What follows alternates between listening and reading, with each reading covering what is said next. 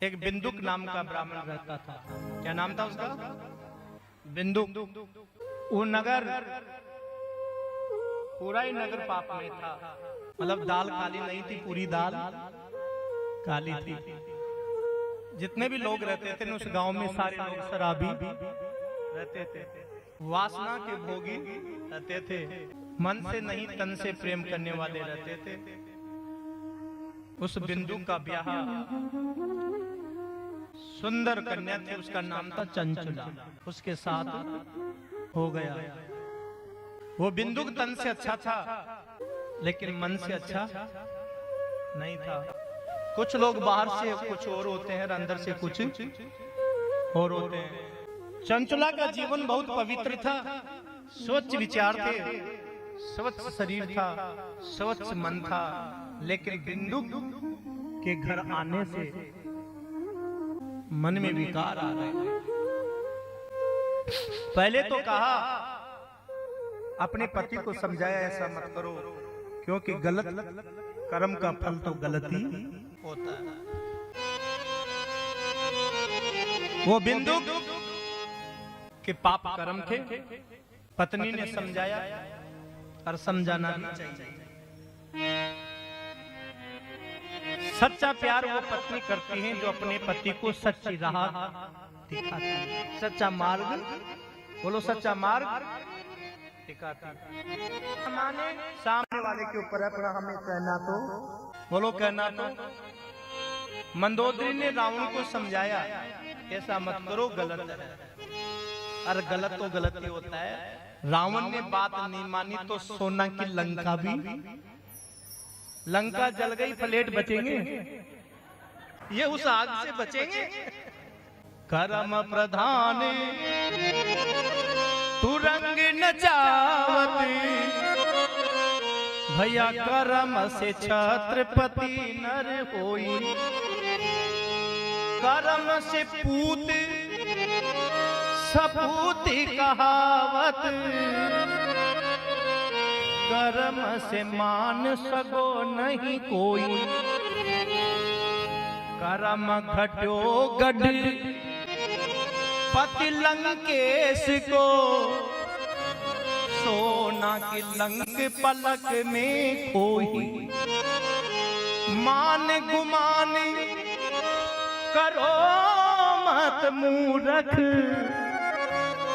तेरो कर्म करे सो करे नहीं कोई। मानते क्यों नहीं? कर्म तेरे अच्छे हैं तो किस्मत तेरी दासी है, और निगाह तेरी साफ है तो घर में मथुरा, और घर में मथुरा। समझाया नहीं समझा, चंचला को और समझा दिया। प्रिय सज्जनों ध्यान देना, वो चंचला ने अपने पति को समझाया पर वो नहीं समझा साहब। उस पत्नी को और समझा दिया कि अगर तुम यहाँ रहना चाहती हो मेरे नगर में, मेरे परिवार में, मेरे पास, जो मैं कहूँ वो तुझे करना पड़ेगा। उसने कहा मैं ऐसा नहीं कर सकती। प्रिय सज्जनों, डराया, धमकाया, उकसाया, नहीं मानी। लेकिन ध्यान देना, मजबूरियां ऐसी होती हैं जो नहीं चाहते हैं, जो नहीं करना चाहिए वो भी कर बैठते हैं। वो बिंदु दोषी था, पापी था, गलत कर्म करता था। जितना धन दौलत था, जो परिवार था, सब कुछ नष्ट हो गया। अरे चक्कर में मत रहना, वो नहीं बचे कि हम बचेंगे। हाँ जी, बिंदु अपने पाप कर्म से बिल्कुल नष्ट हो गया। प्रिय सज्जनों, तो चंचला विश्व बिंदक की राह में चल पड़ी, और जो नहीं करना चाहिए, वेश्या भोग काम नहीं करना चाहिए, वो करने लग गई। इतने पाप कर्म किए। प्रिय सज्जनों, एक दिन वो व्यथित होकर के, दुखी होकर के, वो एक दिन शिवरात्रि का कोई मेला था प्रभात क्षेत्र में, प्रयाग क्षेत्र में। हाँ जी, वहां लोग जा रहे थे, उनके पीछे ये भी लग गई। कितना ही गलत कर लो पर एक दिन तो सही राह पे आना ही, बोलो आना ही।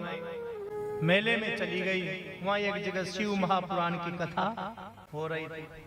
और जो कथावाचक थे ना महाराज, वो कथा सुना रहे थे और शिव महापुराण की कथा चल रही थी और वो कह रहे थे कि दुनिया वालों, ये शरीर हमें मिला है, ध्यान देना, मानुषम देहम दुर्लभा देही नाम क्षणभंगुर, मनुष्य जीवन तो हमें मिला है लेकिन ये परमानेंट नहीं मिला, ये कुछ दिन लीज पे मिली है जिंदगी। किस पे मिली है? लीज पे। कथा व्यास सुना रहे थे शिव महापुराण की कथा में कि पंचाक्षर का जप करने से, ध्यान देना, इस देही का कर्जा उतर जाता है। कथा ध्यान से सुनना। और ये नहीं चुकाया, हमने एक शरीर को सोच नहीं रखा, ये हमारी बाप की संपदा नहीं है जो बार बार मिल जाएगी, ये ईश्वर की संपदा है और ये तो अनंत जन्म के पुण्य और प्रारब्ध से ही मिलती है। संभाल के रखो, संवार के रखो, ये जिंदगी बार बार, बोलो बार बार नहीं मिलेगी। और एक बात याद रखना, जिसने जन्म लिया है ना उसको एक दिन मरना तो, बोलो मरना तो, बोलो मरना तो, कुन कुन नहीं मरे ऊंचे हाथ करो तो, सारे मरोगे। मानुषम देहम दुर्लभम देही नाम क्षणभंगुर, क्षणभंगुर है, छोड़ना पड़ेगा, मरना पड़ेगा, वहाँ जाना पड़ेगा, तो जिसके पास जाना है उसका बनना पड़ेगा, उसके हो जाओगे तो गोविंद के दर पे हमें प्रवेश मिल जाएगा। बोले शिव महापुराण। चंचला शिव महापुराण की कथा को सुन रही हैं, वो वहां सुन रही हैं एक व्यास जी के द्वारा। आप यहाँ नंगेश्वर महादेव, क्या नाम है कॉलोनी का?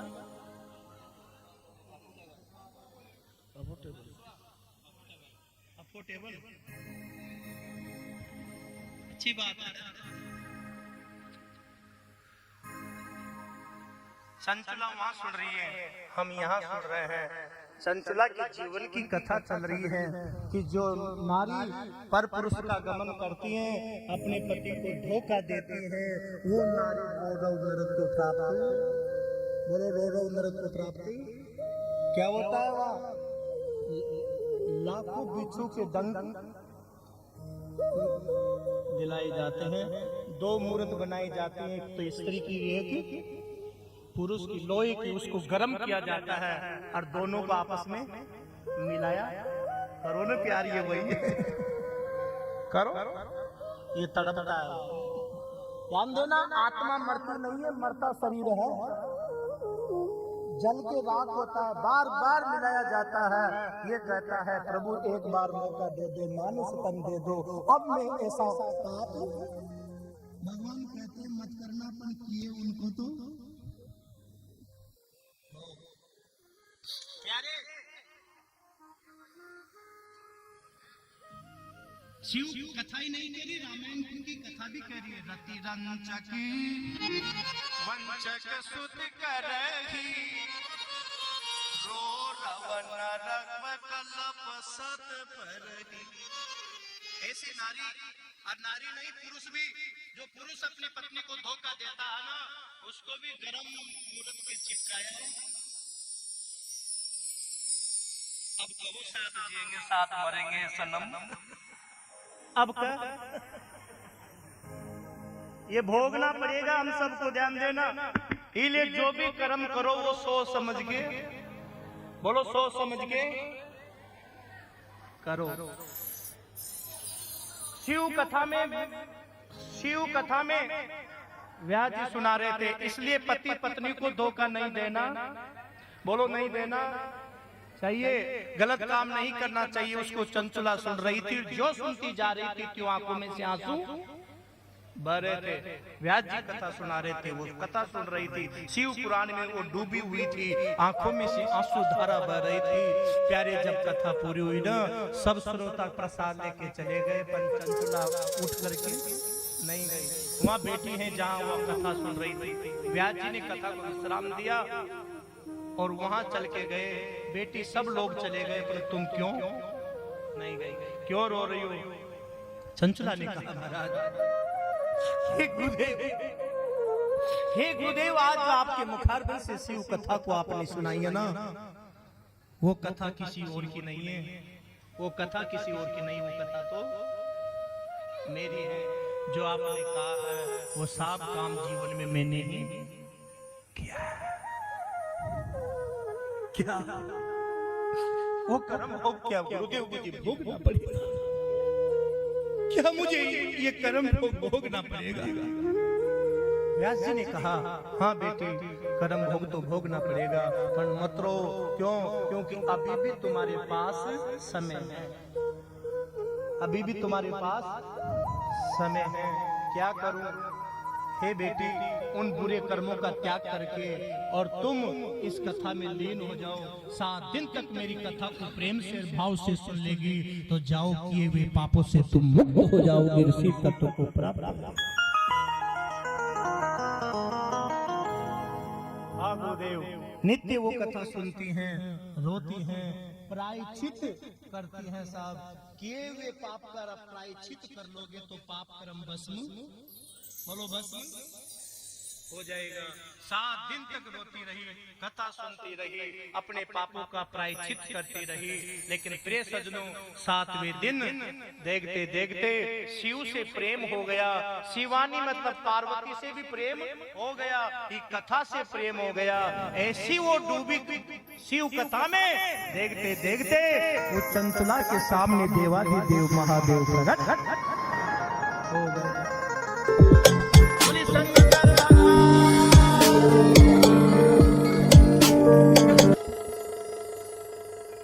आंखों में से आंसू बह रहे हैं।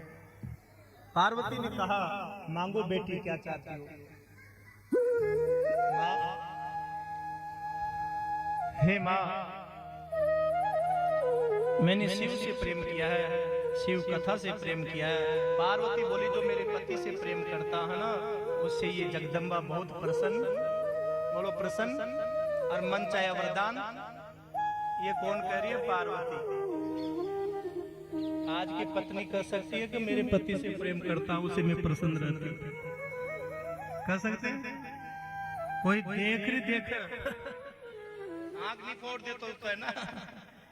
यहाँ पार्वती कह रही है, जो मेरे भोलेनाथ से, मेरे महादेव से प्रेम करती है या कोई करता है, उससे मैं प्रसन्न होती हूँ और मन चाहे वरदान देती हूँ। चंचला ने कहा, माँ मैं कुछ नहीं चाहती। हे माँ, मैं यही चाहती हूँ तुम मेरी सहेली, बोलो सहेली बन जाओ। पार्वती ने कहा, मैं तेरी सहेली बन जाती हूँ, और मांगो क्या चाहती हो? हे माँ, मैं चाहती हूँ, होगा? हाँ होगा। मैं यही चाहती हूँ, हे माँ, मेरे पति है ना, जो मुझे छोड़ के चले गए, पर उनके कर्म अच्छे नहीं थे। मैं ये चाहती हूँ कि वो कहाँ है इस समय, क्या आप बताओगी? पार्वती ने कहा, हाँ चंचला, मैं देख रही हूँ, तेरा पति है ना, हिमालय उस विंध्याचल पर्वत पे प्रेत बनकर के घूम भटक, उसको मुक्ति नहीं मिली, उसको मुक्ति नहीं मिली है। वो प्रेत बनकर के घूम रहा है, तड़प रहा है, भूख प्यास से तड़प। क्या माँ, मेरे पति तड़प रहे हैं? हे माँ, क्या कोई उपाय है जिससे मेरे पति बिंदु का कल्याण हो जाए? नारी को चाहे कितना ही सताओ, कितना ही बुरा करे साहब, लेकिन फिर भी ध्यान देना, नारी के लिए अच्छा करे नहीं करे, पर फिर भी नारी अपने पति के लिए हमेशा अच्छा ही, बोलो अच्छा ही, लड़े झगड़े पर फिर भी करवा चौथ, बोलो फिर भी वह करवा चौथ रहती है साहब। व्रत भी करती हैं, दान पुण्य भी करती हैं, शिव जी के मंदिर में भी जाती हैं, कथा भी सुनती हैं, चुपके चुपके से दान पुण्य भी करती हैं, गुरुजनों को प्रणाम करती हैं, सास माँ को प्रणाम करती हैं, सबकी सुनती हैं, पड़ोसी की भी सुने, सास की भी सुने, दौरानी की भी सुने, जटियानी की भी सुने, पाँव भी दाबर, फिर भी आशीर्वाद मिले, सौभाग्यवती भव, तेरी उम्र घट दो घट, तेरे पति की उम्र, यही आशीर्वाद मिलता है। नारी का जीवन परोपकार के लिए होता है साहब, दूसरे के लिए जीवन भर वो जीती है। लेकिन ध्यान देना, नारी का जीवन बचपन से लेकर के मरण तक परोपकार के लिए वो जीती हैं। छोटी होती हैं तो माँ बाप के लिए जीती हैं कि मेरे माँ बाप के लिए मैं अच्छा करूं। जब शादी ब्याह करके जाती है तो ससुराल में पति के लिए, बोलो पति के लिए, परिवार के लिए जीती हैं। जैसा मिलता है वैसा खाती हैं, रहती हैं, लेकिन फिर भी यहाँ नारी को कोसा जाता है। ध्यान देना, ऐसा पति था जिसने खुद का जीवन बर्बाद कर दिया, चंचला का जीवन बर्बाद कर दिया, भूख प्यास से तड़प रही थी, लेकिन फिर भी वो यही कह रही है, माँ, हे माँ, मैं यही चाहती हूँ कि मेरे पति का कल्याण हो जाएगा। माँ पार्वती ने कहा, तेरे पति का कल्याण हो जाएगा, तुम बहुत अच्छी हो, धन्य हो, लेकिन तेरे पति को शिव कथा सुनाना, बोलो शिव कथा सुनाना पड़ेगा। कौन सुनाएगा? मेरे कहने से तुमरू नाम के गंधर्व हैं देवताओं के, उनके पास जाओ, कथा बहुत अच्छी है शिव महापुराण की, ध्यान से सुनना। तुमरू नाम के गंधर्व है, उनके पास जाओ और विंध्याचल पर्वत में तुम्हारे पति भटक रहे हैं, उनको एक कथा सुनाओ। क्या मुख्य यजमान में बन सकती हूँ? बन सकती हो। कई विद्वान कहते हैं कि नारी, विधवा नारी मुख्य यजमान नहीं बनती है। ध्यान देना, कई विद्वान कहते हैं विधवा को पूजा करने का अधिकार नहीं है, लेकिन कौन कहता है साहब विधवा को पूजा करने का अधिकार नहीं है? वो पूजा भी कर सकती है और इस कथा का मुख्य यजमान भी बन सकती है। मैं खुल के कह रहा हूँ, मैं खुल के कह रहा हूँ साहब, क्या नारी को जीवन जीने का अधिकार नहीं है? बोलो, नारी को जकड़ दिया जाता है साहब। हमने बनाया है कई जगह मुख्य यजमान माताओं। सुखताल में कथा थी हमारी 2009 में, गंगा के किनारे, वहाँ एक माथुर परिवार है हमारे बारा में, विमला माथुर देवी, एक बार नहीं, दो बार नहीं, तीन बार नहीं, 5 बार नहीं, 26 बार वो मुख्य यजमान बन गई। अकेली ने कथा, बोलो अकेली ने कथा। नारी भजन कर सकती है, मुख्य यजमान बन सकती है, और प्यारे अपने अधिकारों के लिए लड़ भी सकती है।